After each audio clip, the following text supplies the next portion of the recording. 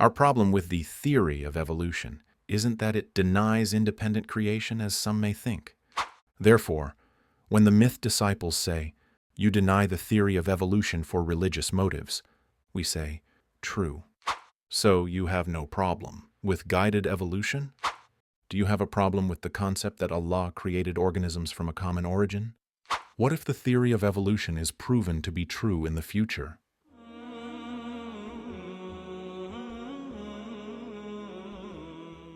Peace be upon you. This question is asked after every episode. Why do you assume that the theory of evolution conflicts with Islam? Now that we've scientifically and thoroughly discussed this topic, we'll summarize the answer for you. We promised you that these episodes would be methodological and that they provide the principles for sound reasoning. So, our answer in this episode and what follows will follow these principles, Allah willing. Some of what we'll say today will be brief, like headlines, to which we will provide more detail and evidence in the following episodes. First, it is very important to know what we're talking about specifically, so that both of us are referring to the same thing when we say, the theory of evolution. The theory of evolution does not simply mean that organisms descended from a common ancestor. Rather, it means that they descended from this common ancestor through a series of coincidences, without intent and without the need for an all-knowing, all-capable creator. This is the common denominator for all variations of the theory, from its initial form by Darwin and throughout all its subsequent modified versions, as we explained in detail in the episode Worshippers of Microbes. The most prevalent form of this theory is that organisms descended from a common ancestor through random changes and blind selection. To be concise, when we say the theory of evolution in this episode, we are referring to this most prevalent form. Some disciples of the theory deny the randomness of change and/or the blindness of natural selection. Yet, they insist that there is no creation or intention because they want to be consistent with their material explanations for the universe and life. We saw in the episode, Has Materialism Hijacked Science? How they were not able to remain consistent and needed to resort to foolish unseens instead of the true unseen. That there must be a creator. This is the de facto meaning for the theory of evolution. Creatures without a creator. This is what we have repeatedly called a myth, the most ridiculous and stupid idea in history. We've shown in the past 24 episodes the multitude of logical fallacies and deceptions employed to embellish this myth and make it appear scientific. Our problem with the theory of evolution is not that it denies the independent creation of organisms, as some may think, but that, by its very definition, this theory destroys the mind, interjects deviated inferences, and falsifies science. Therefore, when the myth disciples say, "You deny the theory of evolution for religious reasons," we say, "True." We deny your myths for religious reasons because our true religion is based on addressing a sound mind. So, if the mind is lost, religion is lost alongside it. Also, protecting the mind is a necessity in our religion, as it is the basis for accountability, while your myth can only survive by destroying the mind. Therefore, we must, for religious reasons, guard the mind against your myth. Yes, we deny your myth for religious reasons, because in our religion, natural science leads to Allah and causes us to fear Him. It can only be founded on the sources of knowledge that stem from the system of belief in the Creator, as explained in the episode Has Materialism Hijacked Science? So if one is lost, the other is lost too. While your myth cannot exist without the falsification of science, when we demonstrate the invalidity of your myth, we are protecting the mind, knowledge, and religion collectively. Well, why not try to reconcile the myth, with its randomness and purposelessness, with belief in the Creator, by assuming some role for the Creator in the emergence of the universe and life, while keeping randomness and blindness as pillars of the theory? Our answer is that this is an attempt to reconcile the most ridiculous idea in history with the biggest truth in existence, an attempt to reconcile materialism, which specifically aims to exclude the Creator, with a system that is based on the necessity for a Creator. We will show that any attempt to graft Darwin's tree with a branch from the system of belief in the Creator will produce rotten, deformed fruit, including the distortion of the names and attributes of Allah, deviating from their true meanings, which creates doubts in the Quran and eventually leads to disbelief in Allah. We will also show that those who combine chance and randomness with some role for the Creator are following in the footsteps of Darwin on his journey to assassinate the mind and gradually interject his myth. This is our stance on the theory of evolution. It is invalid by innate nature, mind, science, and religion. As a reminder, we use the word science instead of knowledge to affirm that knowledge is not limited to observational and experimental science. So, deductions of the mind are ilm, as is authentic testimony, as we showed in the episode, Has Materialism Hijacked Science? After this explanation, some might say, is this your biggest problem with the theory of evolution? The issue of randomness and chance and that there is no creator? Fine, we agree with you. So you should have no problem with guided evolution. What do you mean by guided evolution? That Allah created organisms from a common origin with intent and will, without randomness or chance. This is no longer evolution and has nothing to do with the theory of evolution, whose followers agree on denying the creator and agree that all this diversity, integration, and harmony in organisms is unintentional. Just a series of coincidences based on random changes in blind natural selection, and they claim flaws in design due to the absence of intent.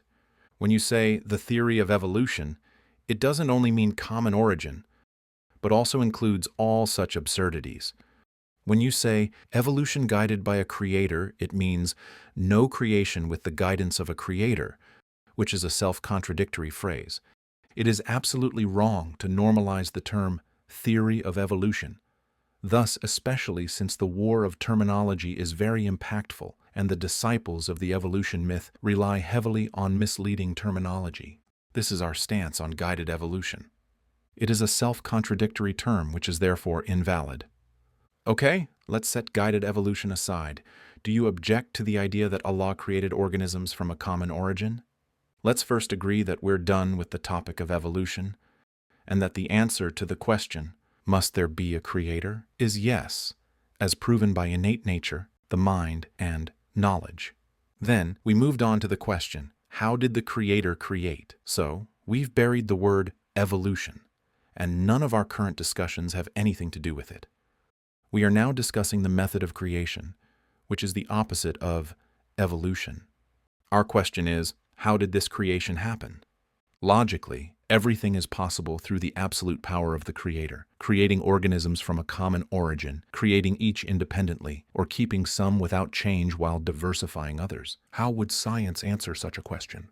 Science would say, sorry, this isn't my area. Why? Because science is confined to observations of tangible things, or their effects in our seen world, while the formation of the first organism is in the realm of the unseen, which falls outside the sphere of sense, observation, and experimentation. The separation of the two worlds, the unseen world and the seen world, is a fact indicated by the sources of knowledge, including science, as there must be a first cause for matter, energy, and the laws studied by science. A first cause that dominates everything and is not dominated by anything. Matter, energy, and laws are simply concepts and inanimate constructs. They do not create or perfect anything. Similarly, the method of initial formation of organisms is outside the known laws of the universe and precedes them. It precedes the reproduction of animals from male and female, as the chain of reproduction must have a beginning. This is deduced by the mind, and investigating the beginnings is a matter of the unseen. But can't we deduce by examining fossils and their distribution across the Earth's strata? By investigating the similarities across organisms, their geographical distribution, and the differences and similarities in their genetic material? Can't we determine from all of this whether the first creation was independent or from a common origin, or origins? The answer, dear viewers, is that the same result can be arrived at in more than one way. If two organisms are similar, then logically they could have been independently created as similar, or one of them could have been produced from the other. There is no way to narrow it down to any single possibility using science.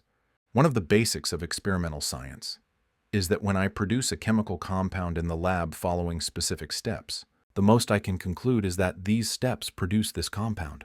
If I later find out that there is more than one way to produce this compound, and that someone else was able to produce the same compound, I cannot conclude that they produced it using the same steps I used, as they could have produced it through other reactions.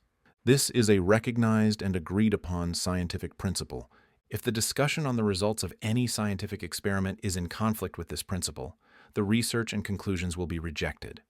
This is for compounds with well-determined preparation methods. So how about the unseen first creation of organisms, completely different from human actions and unlimited by human choices? You might say, why did you allow yourself to invalidate the theory of evolution with science, but now you refuse to use science to prove or disprove the methods of creation? We repeat, dear viewers, there are two questions. Must there be a creator? How did the creator create? The theory of evolution, which says there is no need for a creator, closed the door to the unseen and searched for explanations for life in the seen world.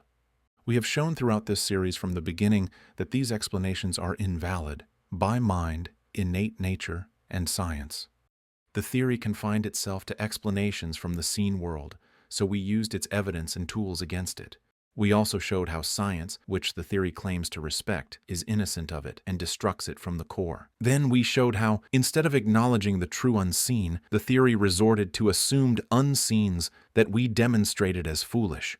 While, when we said that explaining the beginning of creation is outside the sphere of science, we used innate nature, mind, and science to answer the first question, yes, there must be a creator. All these sources of knowledge, including science, show that he is a creator with absolute power and absolute will, and that his actions are not subject to material laws.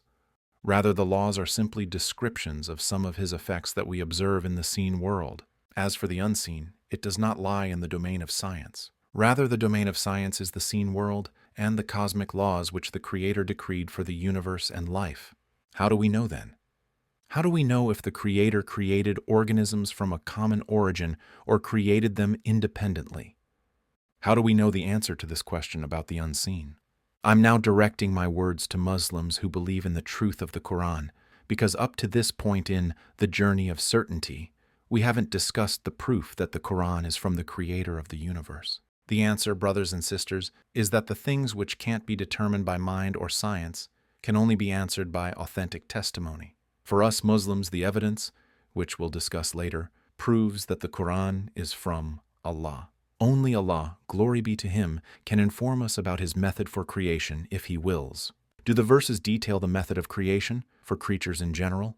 The answer is no. They seem to indicate that Allah has kept this knowledge exclusively to Himself. I did not make them witness to the creation of the heavens and the earth or to the creation of themselves. Revelation informs us about some of this unseen, such as the original substance for the creation of Adam. It is a manifestation of Allah's wisdom that the truth of the Quran's testimony about the creation of the first man is confirmed by the verses on the observable world, later verified by science, such as the stages of fetal development. You may ask, what about the verses which is translated as, say, travel through the land and observe how He began creation? Don't you see that this verse encourages us to venture into the unseen world, study what happened before the seen world, and discover the methods for the first creation through observation and science? The answer is that Allah does not demand the impossible from us. And this verse has many beautiful meanings that we'll address in a future episode, Allah willing. There is no need to ignore all these meanings and give the verse an interpretation that's contrary to a clear rule in the Quran. Do not trespass to the unseen without valid proof. We reiterate, as Muslims, we have our organized sources of knowledge and each has its limits. We do not impose science on the unseen. Say, for example, that we find traces of Adam himself, peace be upon him. Would we be able to find a material explanation for the origin of his life? A mass of clay was created, a soul breathed into it, and it came to life. A unique method, preceding the law of reproduction of its offspring through ova and sperm cells. Jesus, peace be upon him, created bird forms from clay and blew into them. They become birds by Allah's will. If we find traces of these birds, would science be able to know the material secret of their creation? Or would all this be a futile mix-up? When the disciples of the evolution myth denied this distinction between the unseen and seen worlds and imposed science on both worlds, they turned it into pseudoscience and produced absurd explanations for the origin of life, as we saw. Does that mean that examining fossils, for example, is useless? On the contrary, we benefit by contemplating the power of Allah, who created organisms in so many complex forms a long time ago. It helps us see that nowhere above the earth or beneath it, At any time in the present or the past, is there any trace of randomness, blindness, confusion, or failed attempts to produce the organisms? Anyone who looks for such traces will fail. Exploring the fossils gives us an outlook of learning and contemplation, instead of wild guesses involving the unseen. To summarize the stance on the method of creation, logically the creator is capable of anything. As for science, this method not its domain. Religiously, we abide by what is stated in Revelation, the Quran, and the authentic Sunnah. Is it our aim in the journey of certainty to examine the verses and hadiths about the beginning of creation of organisms to see if they indicate a specific method? No, that's not our aim, as it is not a basis for building certainty. In a future episode, we will draw attention to the danger of molding the meanings of verses to suit the myths of pseudoscience, as such methods result from an absence of certainty, and they also destroy certainty. Once we set these rules, dear viewers, we will realize the problem with many of those who try to match revelation to science with regard to the emergence of organisms, and many other topics. We will review a few such examples in future episodes, Allah willing. Some try to invalidate the authenticity of Revelation's accounts of the unseen through science or through myths attributed to science. Others seek validation for the accounts of the unseen through science or through myths attributed to science. This trend, even though it appears to be an affirmation of Revelation and the Quran, is also false.